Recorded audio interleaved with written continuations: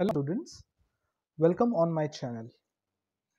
In the previous video lecture, we have started the lesson of 12th standard English textbook Into the Wild. The number of the lesson is 1.6. The title of the lesson is Into the Wild, written by Kiran Purandare. Okay, so I think we had started the lesson and we have also finished three paragraphs of the lesson. So in this video, we are going to start the paragraph number 4, um, that is on page number 57 of the textbook. So let us start with the paragraph. Yes, but before that, you have to like my videos, subscribe my channel, and please press the bell icon button so that you will receive all the notifications of my upcoming videos. Right. So welcome back again on the channel, and in this video we are going to start with the next part of the lesson, Into the Wild. Yes, so page number 57 and the paragraph, here it is. I'll read it for you. Now याच्या आधीच्या व्हिडिओमध्ये आपण बघितलं होतं की writer जो आहे किरण पुरंदरे, तो एका जंगलामध्ये येऊन फसलेला आहे आणि तो वाट विसरलेला आहे. तर हा जो पार्ट फर्स्ट आहे, लॉस्ट इन द जंगल, त्याच्यामध्ये आता तो कुठपर्यंत आलेला आहे हे आपण बघितलं होतं की तो त्या बिबट्या जो आहे लेपर्ड, त्या लेपर्डच्या एरियामध्ये तो आता आलेला आहे आणि आता तो तिथून आपली वाट कशी काढतो, रस्ता कसा शोधतो, हे पुढे दिलेलं आहे. सो ज्यावेळेस तो त्या बिबट्याच्या एरियामध्ये येतो, त्याच्या पुढे काय येतं, काय होतं ते आपण बघूया. मीन while I saw a man standing at a distance with a stick in his hand. आणि जेव्हा तो त्या एरियामध्ये येतो तेव्हा त्याला एक माणूस दिसतो की ज्याच्या हातामध्ये काडी असते.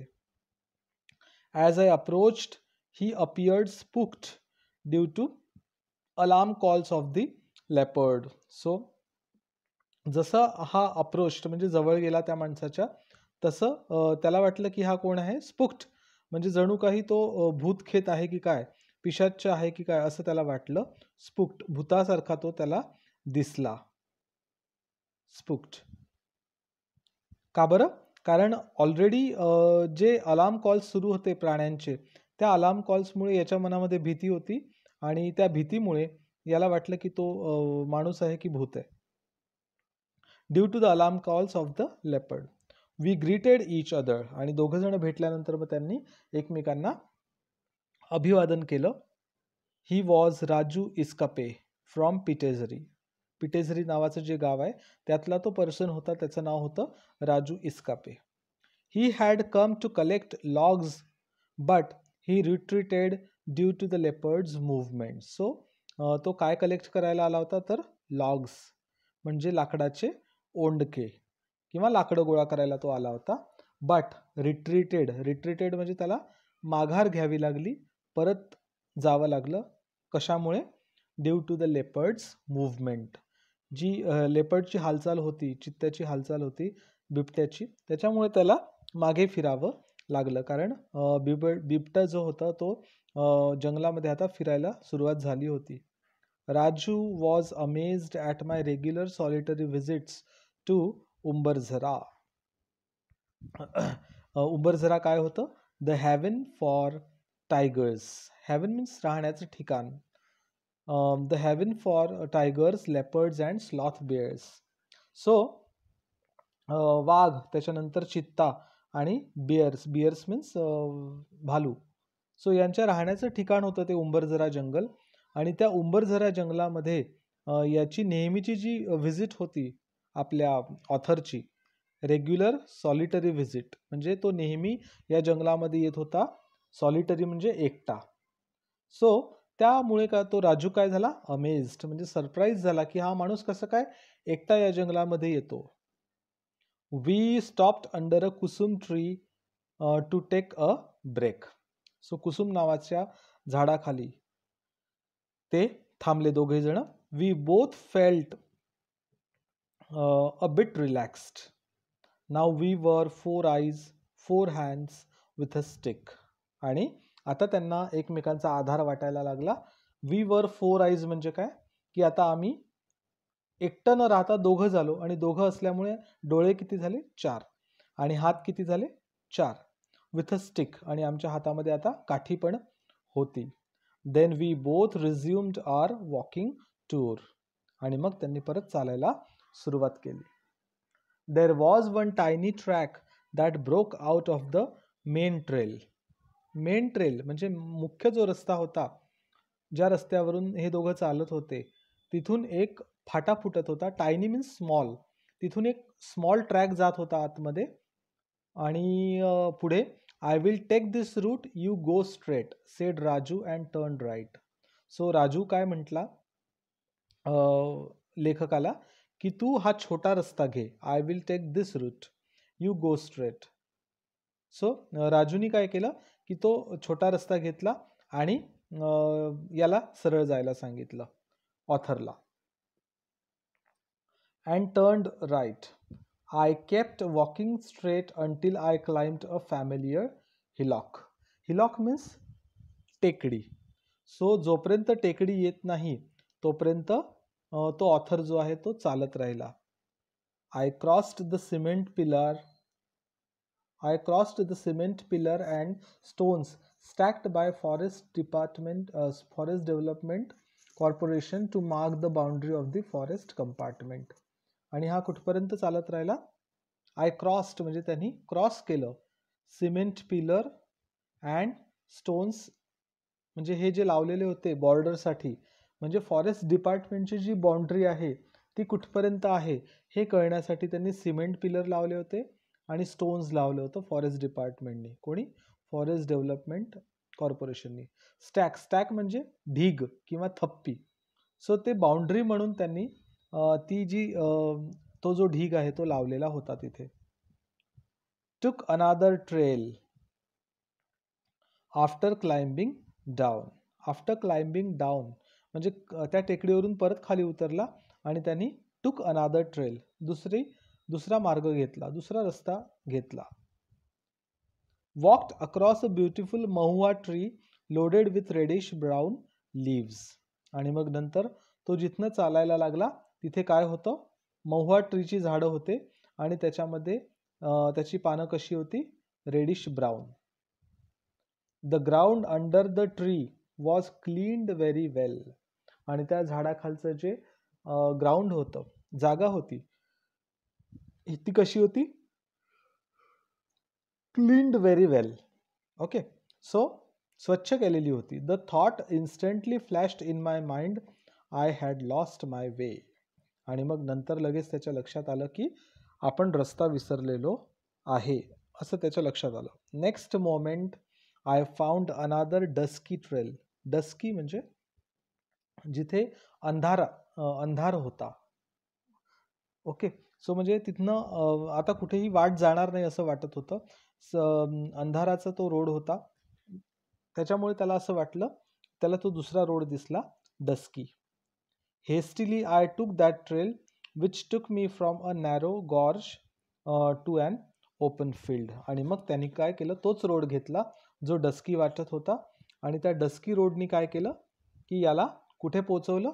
ओपन फील्ड म्हणजे खुल्या जागेमध्ये याला पोचवलं. गॉर्ज म्हणजे काय?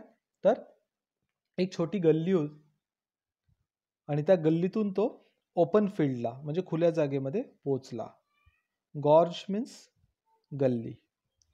The area was surrounded by hillocks of dry deciduous tropical forest. आणि तो जो ओपन एरिया होता तो कशाने कव्हर झाला होता पूर्ण? तर पूर्ण डेसिड्युअस ट्रॉपिकल फॉरेस्ट. आता डेसिड्युअस म्हणजे काय? तर की ज्या झाडांची पानं ड्राय सीझनमध्ये गळतात त्याला म्हणतात डेसिड्युअस ट्रीज. सो अशा ट्रीजच्या एरियात तो जाऊन पोचला होता की जिथे कुठल्या झाडांना पानं नव्हती. ओके, आणि आजूबाजूला त्याच्या पूर्ण टेकड्या होत्या आणि मध्ये असा ओपन एरिया होता, तिथे तो जाऊन पोचलेला होता. I turned back to spot the sun. So त्यांनी मागे बघितलं की सूर्य दिसतोय का. Now the geographical west was set. आणि जिथे त्याला सूर्य दिसला मागे वळून बघितल्यानंतर संध्याकाळ झाली होती, त्याच्यामुळे तो मावळत होता, आणि मावळत होता म्हणजे तो पश्चिम बाजूला होता, आणि म्हणून जिओग्राफिकल वेस्ट म्हणजे भौगोलिकदृष्ट्या आता याला पश्चिम दिशा सापडली होती, कारण सूर्य तिकडे मावळत होता. म्हणून त्यांनी ठरवलं की ही दिशा कोणती आहे, तर पश्चिम. नाव the geographical west was set, the dusky trail had vanished. आणि तो जो डस्की रस्ता होता, अंधारा रस्ता होता, तो व्हॅनिश्ड म्हणजे गायब झाला आता, किंवा तो पार केला यांनी. Good havens, I was lost. आणि मग त्याला कळलं की आपण पूर्णपणे हरवलेलो आहे या जंगलामध्ये. कारण काय की तो जिथे उभा होता त्या ओपन फील्डमध्ये, ओपन जागेमध्ये, त्याच्या आजूबाजूला पूर्ण टेकड्या होत्या, आणि पूर्ण टेकड्यांवर झाडं होती की ज्या झाडाची पानं सगळी गळालेली होती.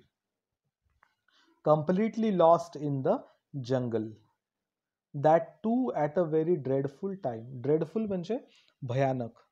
सो तोही कुठल्या वेळेला फसला होता त्या जागेत, तर एका भयंकर वेळेला तो फसला होता, संध्याकाळच्या वेळेला, कारण त्याला तिथून आता निघणं शक्य नव्हतं रात्रीच्या वेळेला, संध्याकाळच्या वेळेला. The sun was melting down like a flitting runner. Flitting म्हणजे चपळ, मासा जसा चपळपणे धावतो तसा तो सूर्य चपळपणे खाली खाली जात होता. मेल्टिंग डाऊन म्हणजे मावळत होता. Soaked in my on sweat. Sweat म्हणजे घाम, आणि सोक्ड मीन्स कम्प्लिटली तो ओला झाला होता, आणि ओला होऊन तो वाळलेला होता त्याच्या पूर्ण घामाने. I felt like shouting to my heart's content. Heart's content म्हणजे कम्प्लिटली मोठमोठ्या आवाजामध्ये त्याचं समाधान होईपर्यंत, कॉन्टेंट मीन्स समाधान होईपर्यंत तो काय करत होता, ओरडत होता जोरजोऱ्यामध्ये, कारण त्याला ऐकणारं कोणी नव्हतं तिथे. But there was no other soul to listen to my sound in this wilderness. पण या जंगलामध्ये, वाइल्डरनेस म्हणजे या जंगली भागामध्ये माझा आवाज ऐकणारा कोणीही तिथे नव्हता. I had 2 bags with me. The Shabnam bag having the camera, and the other was a small colorful handmade bag used in villages to carry tiffin. So त्याच्या हातामध्ये 2 बॅग्स होत्या. एक कोणती होती तर Shabnam bag. Okay, Shabnam bag सगळ्यांना माहिती आहे. आणि दुसरी छोटी बॅग होती की ज्यामध्ये काय होतं, ज्यामध्ये छोट्या छोट्या खेड्यांमध्ये काय करतात, ज्या बॅगमध्ये टिफिन कॅरी करतात, म्हणजे टिफिन घेऊन जातात ऑफिसला वगैरे, शाळेत वगैरे. ती हँडमेड बॅग असते छोटी, आणि ज्याच्यामध्ये नाही का आपण बघतो की कलरफुल हँडमेड बॅग. कलरफुल म्हणजे मग त्याच्यावर एम्ब्रॉयडरी वर्क वगैरे केलेलं असतं. सो अशा घरगुती बनवलेल्या बॅग, अशी दुसरी बॅग त्याच्याकडे होती. अशा 2 बॅग्स होत्या. The tiffin steel had some stuff. आणि त्या टिफिनमध्ये आणखीही थोडं अन्न, स्टफ उरलेलं होतं. But I didn't feel like having it. पण मला आता भूक नव्हती, त्याच्यामुळे मला ते खावंसं वाटत नव्हतं. The blossoming boxwood trees, the boop boop sound of coucal bird. So तिथे काय ऐकायला येत होतं सगळं, द ब्लॉझमिंग बॉक्सवूड ट्रीज. तिथे पूर्ण कशाची झाडं होती तर बॉक्सवूड ट्रीज. आणि ती कशी होती, ब्लॉझमिंग म्हणजे ब्लॉझम करणारी, म्हणजे फुलणारी. Blossoming boxwood trees and the boop boop sound of coucal bird. Coucal bird म्हणजे भारद्वाज पक्षी. आपल्याला माहिती आहे भारद्वाज पक्षी, आपणही बघतो आपल्या रस्त्यावर वगैरे आपल्याला दिसतो कधी झाडावर वगैरे. तर तो कावळ्यासारखा किंवा कबुतराच्या आकाराचा, ब्लॅक आणि ब्राऊन, ब्राऊन त्याचे पंख असतात आणि त्याचं बाकीचं शरीर ब्लॅक असतं. सो असा तो भारद्वाज पक्षी असतो. सो त्या भारद्वाज पक्षाचा भूप असा आवाज. The song of robin bird. So robin bird म्हणजे छोटा चिमणीसारखा पक्षी असतो, निळा, जांभळा, स्काय ब्लू, त्याच्यानंतर पिवळा, असे त्याचे विविध रंग असतात रॉबिन बर्डचे. त्याला मराठीमध्ये आपण दयाळ पक्षी असं म्हणतो. आणि त्याचं सॉन्ग ऐकायला येत होतं. All appeared alien to me. All appeared alien to me. Alien to me means माझ्यासारखंच ते पण लोक होते. सो माझ्यासारखे ते पण मला भासत होते की ज्याप्रमाणे मी मोठमोठ्याने ओरडत होतो त्याप्रमाणे तो काउकल बर्ड त्याच्यानंतर रॉबिन बर्ड हे सुद्धा ओरडत होते, कारण आम्हाला ऐकणारं कोणीही तेथे नव्हतं. Okay, next. It was more than an hour and I was still there searching for a suitable tree to climb and get secured. So आता जंगलामध्ये असं राहणं शक्य नव्हतं, त्याच्यामुळे एका तासानंतर तो अजूनही एक झाड शोधत होता की ज्या झाडावर तो चढू शकेल आणि स्वतःला सुरक्षित ठेवू शकेल, कारण झाडावर चढल्याशिवाय तो सुरक्षित राहू शकत नव्हता मोठ्या मोठ्या प्राण्यांपासून, कारण मोठमोठे प्राणी झाडावर चढू शकत नाही, त्यामुळे तो तिथे जास्त सुरक्षित राहतो. Turn back to the trail you left my mind was telling me. So तो काय म्हणतो, turn back to the trail you left. त्याच्या मनामध्ये असा विचार येतो, त्याचं मन त्याला असं म्हणतं की turn back to the trail, तू त्याच रस्त्याकडे जा. कोणत्या? यू लेफ्ट, जो रस्ता तू सोडला आणि या रस्त्याने आला. ओके, सो जो रस्ता तू सोडला त्या रस्त्याकडे तू परत जा. My mind was telling me but there were no signs of the trail. पण आता त्या रस्त्याचे काहीही चिन्ह दिसत नव्हते, कारण आता संध्याकाळ झाली होती आणि कुठून तो आला हेच त्याला कळत नव्हतं, कारण आजूबाजूला सगळ्या टेकड्या होत्या आणि नेमकं कोणत्या टेकडीवरनं तो आलेला आहे हे त्याला काही कळत नव्हतं. I had no other way to climb the hillock before me. So त्याच्यासमोर असलेल्या टेकडीवर चढण्याशिवाय त्याला दुसरा कुठलाही पर्याय नव्हता. There were more hillocks and some more around the one I was standing. म्हणजे आजूबाजूला खूप साऱ्या टेकड्या होत्या आणि ज्या टेकडीवर हा उभा होता तिथे पण खूप सारे त्याच्या आजूबाजूला पण खूप साऱ्या टेकड्या होत्या. Near my feet were the dried up droppings of sloth bear. So त्याच्याजवळ जिथे तो उभा होता तिथे काय होतं, dried up droppings of sloth bear. Sloth बियरचे ड्रॉपिंग्स तिथे पडलेले होते त्याच्या बाजूला. ड्राईड अप म्हणजे वाळलेले, सुकलेले, जे काही त्यांनी चिन्ह सोडले होते त्या बियरनी ते तिथे पडलेले होते. The sloth bear of Umbarzara must be out in open sniffing for food. आणि तो जो स्लॉथ बेअर आहे तो मे बी आता फूडसाठी स्निफिंग म्हणजे इकडे तिकडे भटकत असेल. स्निफिंग म्हणजे वास घेणे किंवा त्याचं वासाच्या माध्यमातून आपलं भक्ष्य शोधणे, हे काम मे बी त्याचं सुरू असेल बेअरचं. I कॉशन्ड my self. मी स्वतःला सावध केलं, cautioned. Thinking of averting all sorts of eventuality. So मी काय स्वतःला सांगितलं किंवा समजावलं की थिंकिंग ऑफ एव्हर्टिंग मीन्स टाळणे. तर मला काय टाळायचं होतं?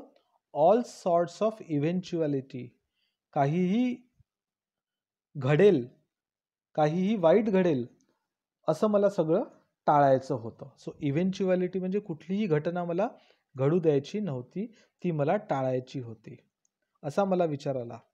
आय मेड अ मूव्ह, आणि मी आता इथून निघण्याच्या प्रयत्नात होतो. I ran down the hillocks that I had climbed up at a frantic speed. Frantic म्हणजे घाईघाईने किंवा उत्साहाने. सो ज्या टेकडीवरनं तो आला होता ती टेकडी तो परत उतरला, चढला आणि उतरला. I ran down the hillock that I had climbed up at a frantic speed. The west was to my right hand side now. आता त्याच्या उजव्या हाताला वेस्ट दिशा होती, म्हणजे तो दक्षिण दिशेने चालत होता, कारण त्याच्या उजव्या हाताला पश्चिम दिशा होती, म्हणजे तो उत्तरेकडून दक्षिणेकडे चालत होता. The evening breeze flew through my wet curled hair. So evening breeze म्हणजे संध्याकाळच्या वाऱ्याची झुळूक. ब्रीज म्हणजे वारा. त्याच्या कर्ल्ड हेअर म्हणजे कर्ली हेअर्समधून, वेट मीन्स ओले, सो त्याचे जे घामानी ओले झालेले केस होते त्या केसांमधून संध्याकाळचा वारा किंवा वाऱ्याची झुळूक वाहून गेली. My stomach was aching, aching means दुखणे, सो त्याचं पोट पण आता दुखायला लागलं होतं चालून चालून. I kept walking in hope. Okay, so पण तरीही तो कशाच्या शोधात होता, तर त्याला मार्ग सापडेल असं त्याला कुठेतरी वाटत होतं आणि म्हणून तो आता त्याच्या मार्ग शोधण्याच्या ध्येयाने वेडा झाला होता आणि त्याला चालण्याशिवाय दुसरा पर्याय नव्हता. So I kept walking in hope. So त्याची ही जी आशा आहे ती पूर्ण होते की नाही ते आपण पुढच्या व्हिडिओमध्ये बघूया. तोपर्यंत have a very great day ahead, and thank you so much for patiently listening to my videos and liking my videos and subscribing my channel and pressing the bell icon button. So thank you and have a nice day. Have a great day ahead. Thank you and bye bye.